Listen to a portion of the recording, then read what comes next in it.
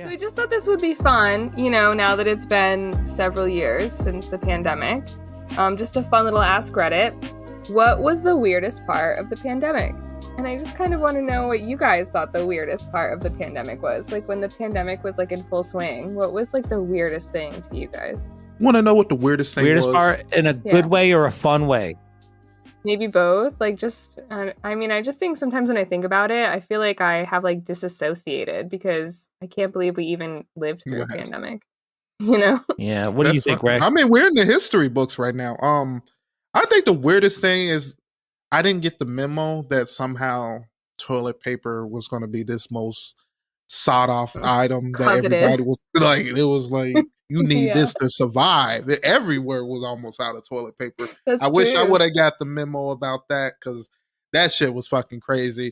I remember I usually buy this it's like $5 for like 8 or 10 rolls, whatever how many it is. I had to literally buy this pack that was like $15 for 6 rolls. I was so upset. I was mad, bro. I was this just to wipe my ass. Where we at right now with society. People lose their mind. It's like people when they say it's about to snow, they go to the grocery stores and buy all the meat. Like, bitch, it's snowing one day. Like, what are you doing? Like, I feel like people's survival instincts just go to the max over the smallest of things. Like, come on, let's calm down. Think about it. Like, you buying all this food when everybody got to eat, you just become a target. Like that's exactly what I'm just gonna look at you like, bitch, you got the food. Like, I just didn't see it. I think we need I hope this pandemic taught people to rationalize and limit and be able to think. You only need enough for what you need. People get hyped up and sensationalized by the media. They're like, oh no, you might be stuck inside for 8 weeks. Imagine if you can't wipe your ass after week 3. You better go out there and stock up. Towels?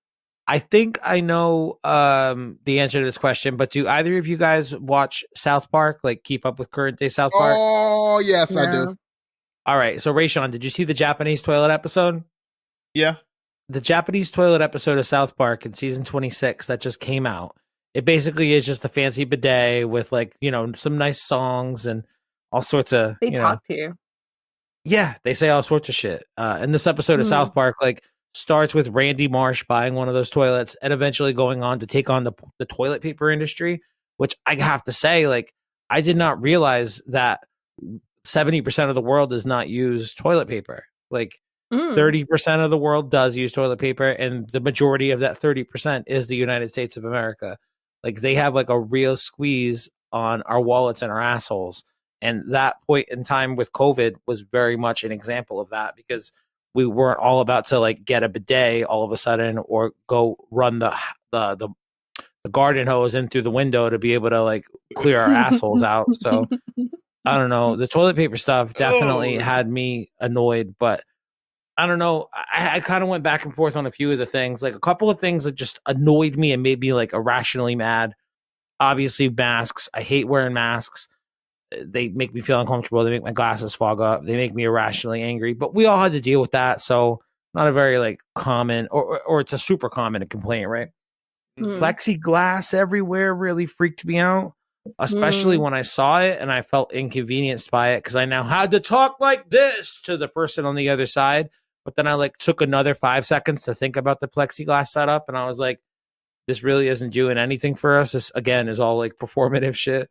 But I think genuinely the weirdest thing for me during the pandemic, especially early on, was just trying to assess everyone in your life, close circle kind of people, family members, friends, whatever. Who was worth the risk? Not even worth the risk. What was their comfort level with taking risks? Because there were some people I know who were like, you can drive by the house and we can wave at you from the car. And then there were other people who were like, yo, you can come through and come smoke blunts with me right now. I don't give a shit. And I don't know, it's a wide range of things. Obviously the 2 things I just said, but having to kind of learn what everyone's comfort level was at that point in time and trying not to be abrasive or judgmental in how it is that you got them to tell you what they were comfortable with. I don't know. That was my weirdest thing to deal with in the pandemic because I know a million different people and they all had a million different takes on it. Some people were very comfortable with continuing to see, small circle kind of groups, and I definitely had one of those during the early days of the pandemic. But other people, it was like they didn't let anyone come to their house for over a fucking year. You know, like pretty sort intense. of almost still me a little bit. Yeah, I feel like that was already like what you were sort of trending towards before the pandemic. But then once the pandemic happened, you fully embraced it, and now you don't have much of an excuse to turn back. It's definitely changed me, like, for real. I'm definitely not the same person. So for the listeners, I just real quick before you go, Cal, I talk to Kelly probably every week, right? And I couldn't tell you the last time I saw Kelly in person, but I have to guess it was upwards of 2 years ago now. And probably close to 2 years. And Kelly lives like 15 minutes from me. So just throwing it out there. She don't leave the house, folks.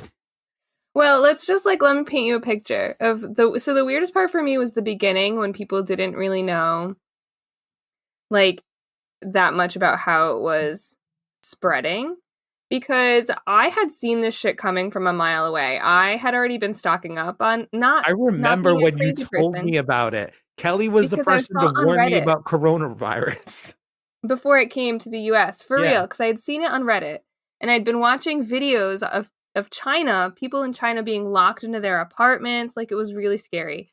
So I didn't know what to do. So I started to sort of stock up on some supplies just in case. And I was really panicked. And then, of course, it happened. And no one really knew how it spread.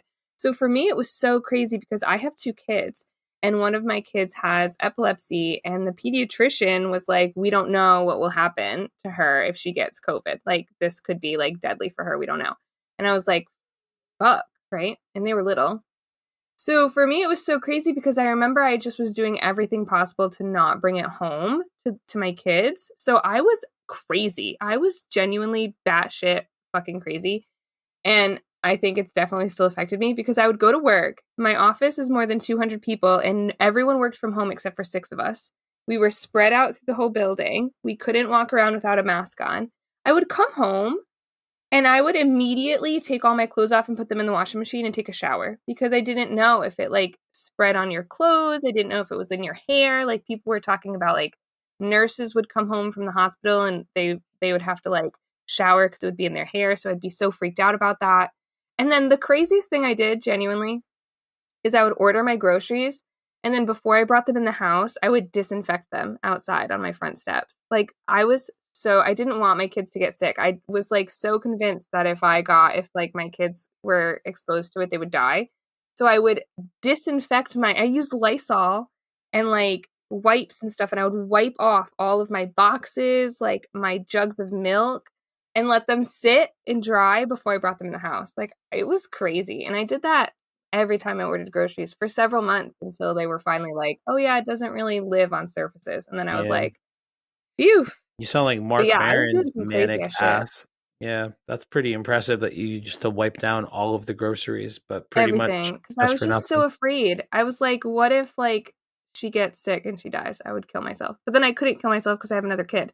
So I would have to just keep on keeping on. At least you were doing it for your kids, man. Mark Maron was just doing it for his old ass self because he didn't want to get sick and die. Don't want to get sick. Yeah. Yeah. I mean, I feel like I have a pretty strong immune system, but I was really freaked out about that. So like I was thinking about it the other day. I was like, wow, that was crazy.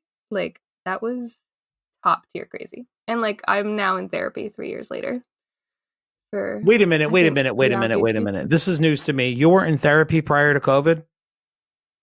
Prior? Yeah. Like before COVID started? Yeah, that's what prior means. No, I went to COVID. Like, I went because of COVID, not because of COVID. But like, I thought you were in therapy for a long time before COVID had even happened. No, I mean, like, that shit like fucked me up. I was so stressed. I was like high key stressed every day. Like, no, could not rest. Yeah, continuously. It was like psychotic. And so now I'm still in therapy, like unpacking it all. I mean, honestly, fun, right? I'm pretty manic myself. You got some issues on top of issues. Rayshawn's pretty cool, but says some wild shit. I feel like that's really the formula of this show, honestly. So if COVID didn't take a big old toll on our brains collectively, would we be as fun to listen to if not for that? The trauma really just spices you up, you know? Yeah. Remember when everyone was making bread? That shit was weird too. I never got any bread from anybody, and I didn't make my own bread, certainly, because that sounds like a commitment, and I'm not about that. What about Tiger King? I watched it. I didn't watch season 2, but I watched season 1. It was fun. I watched it like in a day. Just got high for the day and watched Joe Exotic be gay with some tigers in the backyard.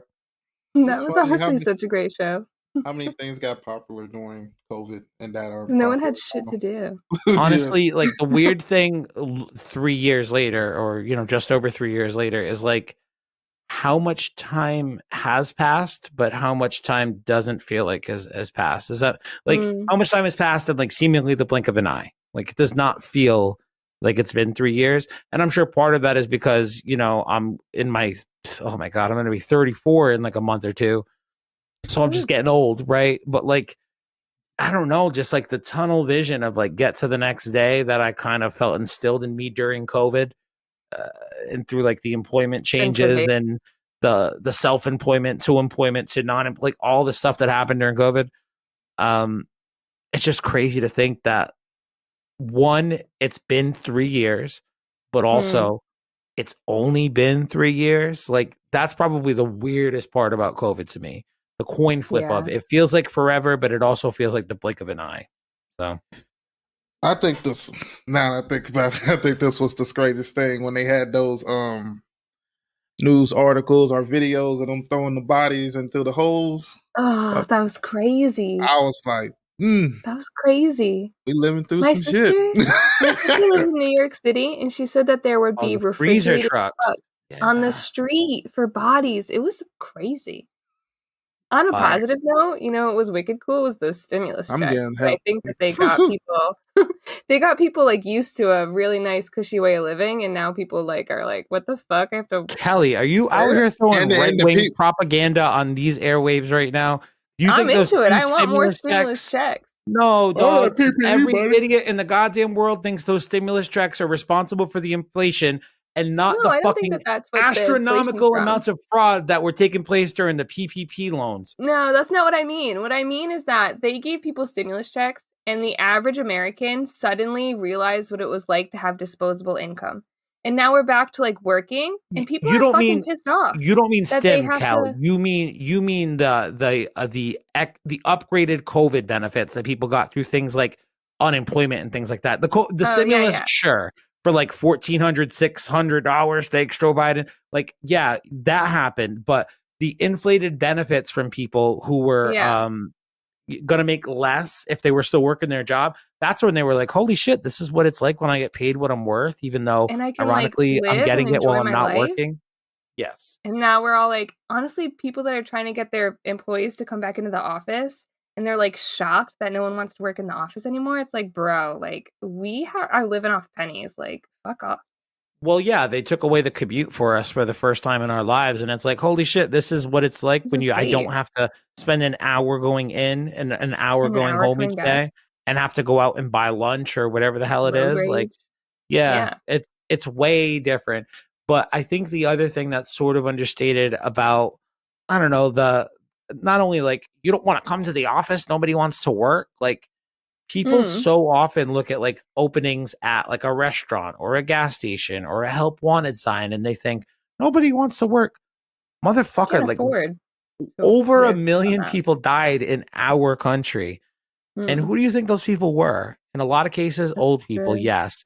But if it wasn't an old person, it was likely somebody who had to be an essential worker on the front lines who was out there and caught it, and it didn't go well for them. So that was somebody who had an active job in the economy who is no longer alive to be able to take that job. And it makes me so mad that the people who are the first to complain about like nobody wants to work these days are literally the people who will be like, COVID was a hoax and nobody died, and that was a show they put on for us in the news.